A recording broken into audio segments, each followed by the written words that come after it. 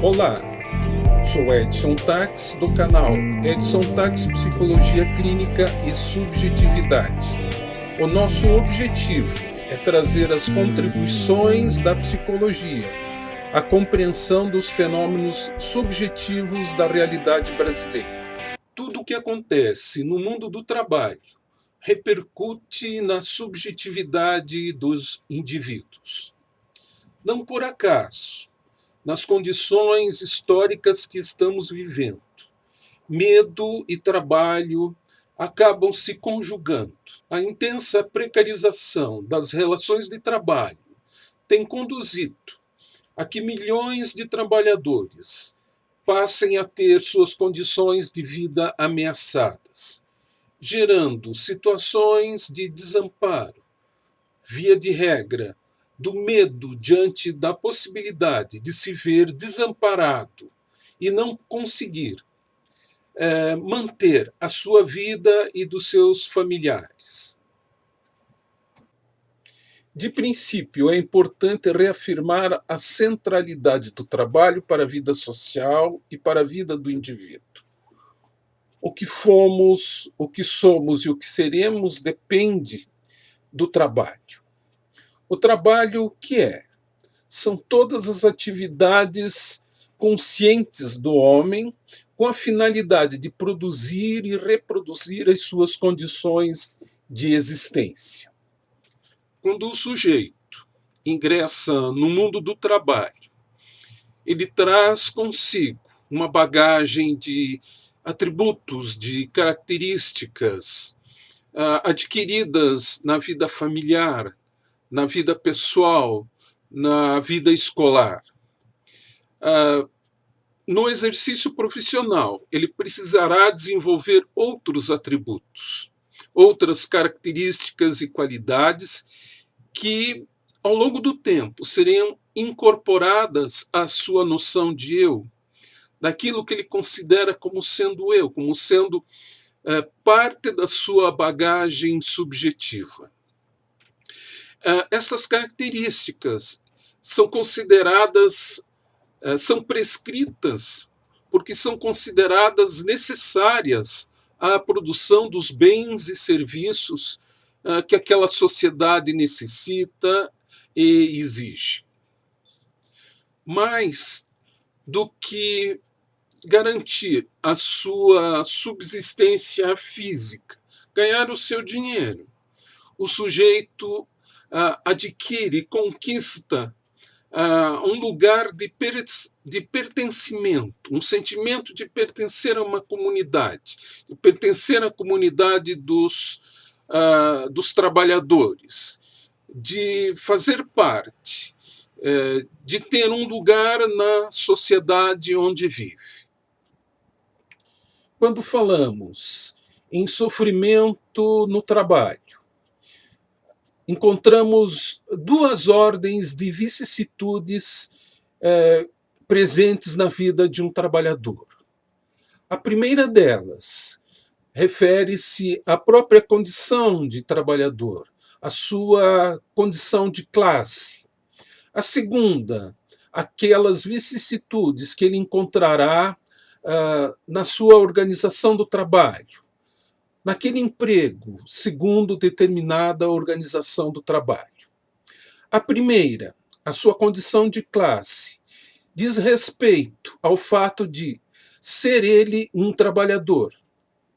Quanto à sua condição de classe, o trabalhador, aquele que só dispõe da própria força de trabalho para oferecer no mercado e numa relação de emprego, obter as condições para a sua sobrevivência, para a sua própria sobrevivência, para a sobrevivência da sua família, para manter um certo estilo de vida. Estes todos têm algo que o ameaça, que os ameaça, que é o desemprego. Emprego que é sinônimo de perder estas condições de sobrevivência, de manutenção da própria vida. E o desemprego é também uma política. O desemprego está no contexto de medidas de rebaixamento de salário, de perda de direitos, de sobrecarga no trabalho, de precarização das condições de trabalho, que em outra dimensão permitirão que as organizações do trabalho, que a organização do trabalho imponha condições adversas para o exercício profissional de cada um. O desemprego é uma grande chantagem. Não foi à toa que, diante de um grande desemprego, se aprovaram as reformas da Previdência e a reforma trabalhista. Assim que o trabalhador vai buscar o seu emprego, de princípio ameaçado, de princípio chantageado por uma política econômica que lhe é adversa, que lhe cria sentimentos de insegurança, sentimentos de desamparo. Nós entendemos por sofrimento o estar do sujeito diante das tarefas, diante da novidade que a cada dia se renova como tarefa, como problema a ser resolvido. Todo sujeito experimenta alguma forma de sofrimento psíquico diante das tarefas de trabalho. Nem todo sofrimento psíquico resulta em adoecimento. Nós vamos comentar adiante de que forma acontece esse adoecimento. Mas nem todo o sofrimento resulta em adoecimento. Pelo contrário, na medida em que o sujeito supera as dificuldades, as resistências ao seu fazer, ele vai se sentir vitorioso, satisfeito com a sua capacidade de resolver os problemas, por receber o reconhecimento dos seus colegas de trabalho. Em outras palavras, há uma grande dose de prazer embutida no fazer diário, na resolução diária das tarefas de trabalho. E é exatamente esta satisfação, esse prazer, é que servirão de base para que o sujeito se desenvolva ainda mais, quer profissionalmente, quer pessoalmente. Nós vamos buscar, no interior da organização do trabalho, a origem, os fatores que propiciam que o sujeito sinta-se de uma ou de outra forma. Mas o que é a organização do trabalho? É a divisão do trabalho, é o conteúdo das tarefas, a hierarquia, como ela está estabelecida naquele determinado local, instituição, corporação, as modalidades de comando e as relações de poder, e as responsabilidades atribuídas ao sujeito. É o arranjo de cada um desses fatores, dessas partes, que serão o contexto de um sofrimento psíquico que leva o sujeito ao adoecimento ou não. Conforme explica Christophe Dejour, entre o trabalho prescrito e as situações do trabalho cotidiano, há uma lacuna, uma brecha, às vezes um abismo, representado por toda sorte de surpresas, de problemas e dificuldades que podem surgir. Diante deste inusitado, dentro desse inesperado, que o sujeito necessita usar a sua inteligência, a sua criatividade, a sua improvisação, sua paciência para chegar ao que se espera dele. Este inesperado pode vir na forma das das relações com os colegas, relações às vezes difíceis, por subordinados, por os chefes, ou dos materiais e instrumentos utilizados, de ordens e diretivas contraditórias, das metas impossíveis, incabíveis. E na medida em que o sujeito pode resolver os problemas, as surpresas, de uma maneira autoral, de uma maneira que é a expressão da sua capacidade, da sua inteligência, do seu sentimento empregado na tarefa, na resolução dos problemas. Ele encontrará aí o sentido, um sentido positivo do trabalho que está realizando.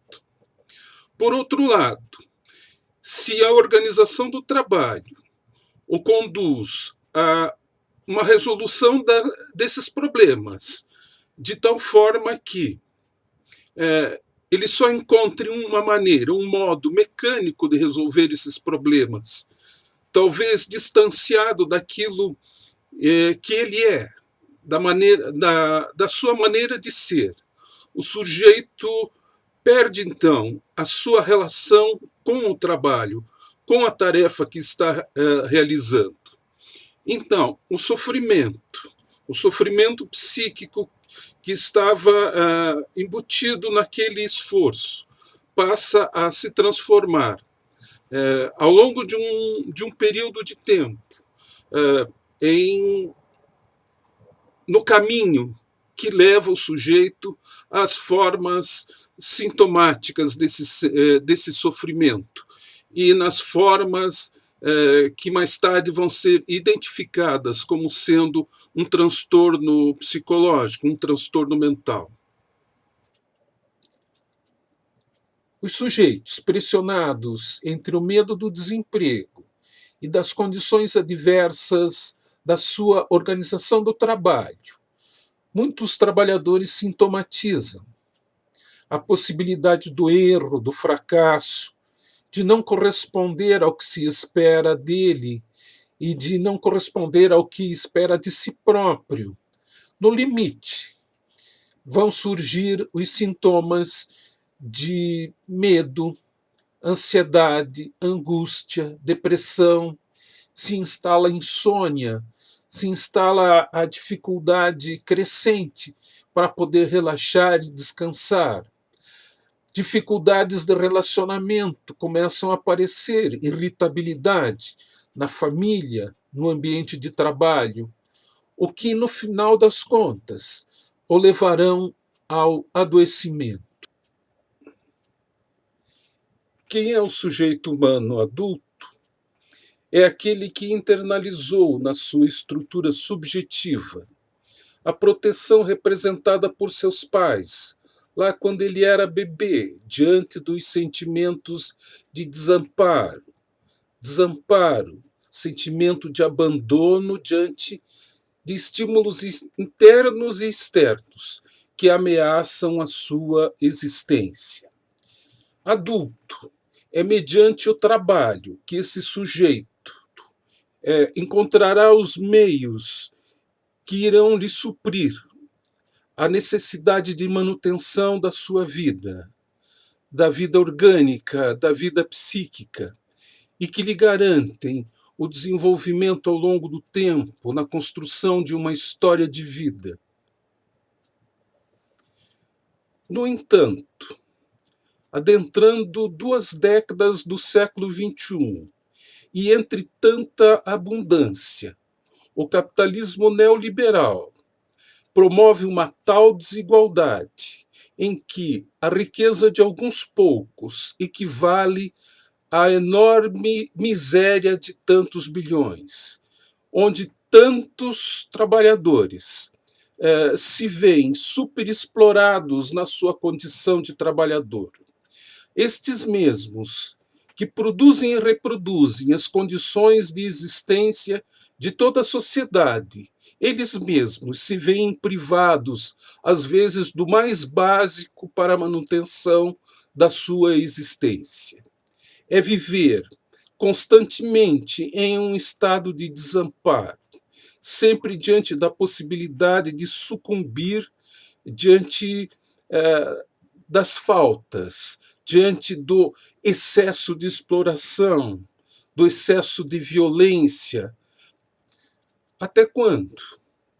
Até quando nós aceitaremos que o trabalho, esse instrumento do desenvolvimento do homem, do espírito humano, transforme-se de uma fonte de vida e de crescimento em uma fonte de superexploração, de angústia, de ansiedade, de medo?